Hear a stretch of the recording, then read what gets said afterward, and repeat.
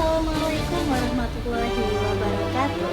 Let me introduce myself. My name is Dea Ayatri Anjani and my last three ID number is 107 and I'm from 2024 U class. Today we were gonna talk about one of the greatest leaders in history. I bet you guys know about this alumni. Yeah, we're gonna talk about Sultan Sulaiman, also known as Sulaiman the Magnificent. Imagine leading one of the biggest empires in the world, controlling lands across Europe, the Middle East, and Africa. We are gonna talk about his biography. Sultan Sulaiman was born 1494. He became the ruler of the Ottoman Empire in 1520 at a relatively young age. He ruled for about 46 years, which is a very long time for a leader. During his reign, the Ottoman Empire reached its golden age in military, politics, economy, and culture. He expanded the empire to many regions, including Hungary, parts of Eastern Europe, the Middle East, and North Africa. One of his famous achievements was winning the Battle of Mohawk, where his army defeated Hungary very quickly. Besides being a military leader, he was also known as a great lawmaker.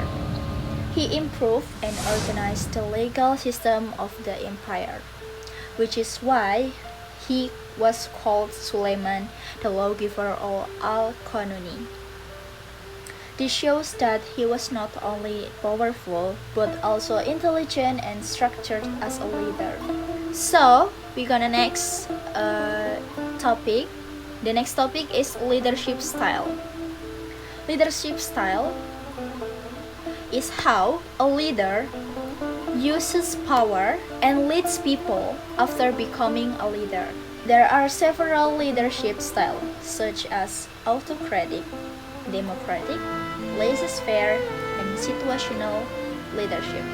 Autocratic is strict, top-down, and one-sided decision. Democratic is participative, involving team members. Laissez-faire, giving freedom with minimal control, and situationship, flexible and adaptive. Based on this theory, I believe Sultan Sulaiman used situational leadership. This means he did not use only one style, but adjust his leadership depending on the situation. First, autocratic style. During war or crisis, Sulaiman used an autocratic style, so he made fast and firm decisions without long discussion.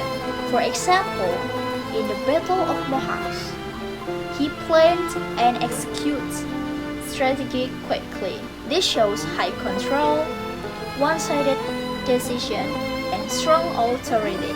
This style is effective in crisis situation where quick decision is needed. Second, democratic styles.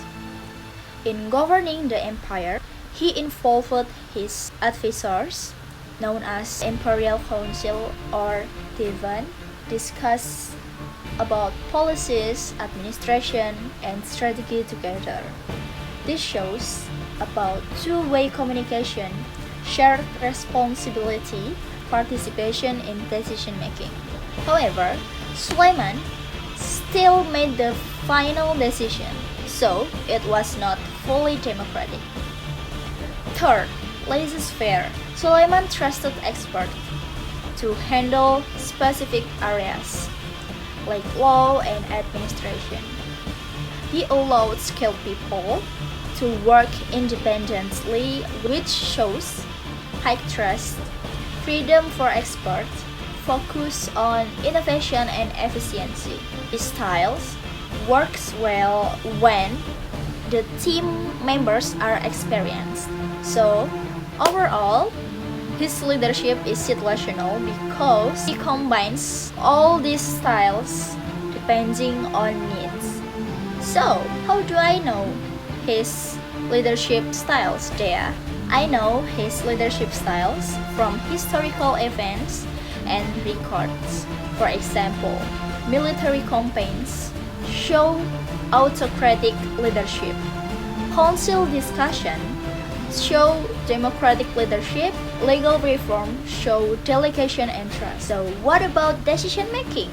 In decision making, Sultan Sulaiman showed a balanced approach. First, he gathered information and listened to advisors.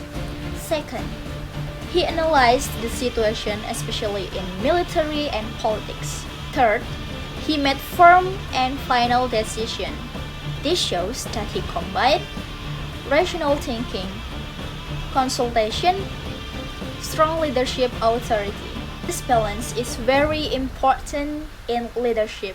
Why I choose him to be my role model? I choose Sultan Sulaiman as my role model because he represents a complete leader.